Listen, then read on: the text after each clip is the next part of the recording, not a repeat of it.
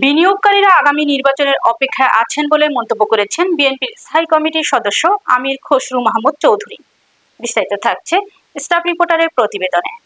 রবিবার সন্ধ্যায় রাজধানীর গুলশানে বিএনপির চেয়ারপারসনের রাজনৈতিক কার্যালয়ে ব্যবসায়ী নেতাদের সঙ্গে বিএনপির মহাসচিব মির্জা ফখরুল ইসলাম আলমগীরের বৈঠক শেষে এসব কথা বলেন তিনি।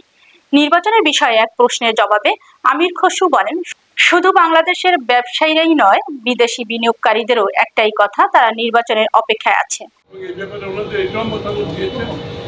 এই সরকার বর্তমানে এই দেশের বিষয়ে একটা চিঠি দেওয়া দরকার ইউএনকে, জাতিসংঘকে, দেখি এটা বাংলাদেশ সত্যিকার অর্থে এখন রেডি আছে কিনা, এই মুহূর্তে রেডি আছে কিনা, যে বর্তমান সরকারকে একেবারে পরিষ্কার ভাষায় বলেছেন তাদের সব সিদ্ধান্ত স্থগিত রেখেছেন। নির্বাচন না হওয়া পর্যন্ত বাংলাদেশে বিনিয়োগ করতে অনেকেরই উৎসাহ আছে, কিন্তু সবাই অপেক্ষা করছেন নির্বাচনের জন্য। এ সময় বিজিএমএ সভাপতি মাহমুদ হাসান খান বাবু বলেন, এলডিসি উত্তোলন স্থগিত নয়, বরং অন্তত 3 বছর পেছানো প্রয়োজন। এই মুহূর্তে এলডিসি উত্তোলনের জন্য প্রস্তুত নয় বাংলাদেশ। এছাড়া 20 জন শ্রমিক আবেদন করলেই ট্রেড ইউনিয়ন করা যাবে। এমন কিছু কার্যকর হলে ইউনিয়নের অপব্যবহার হবে বলেও মন্তব্য করেন তিনি।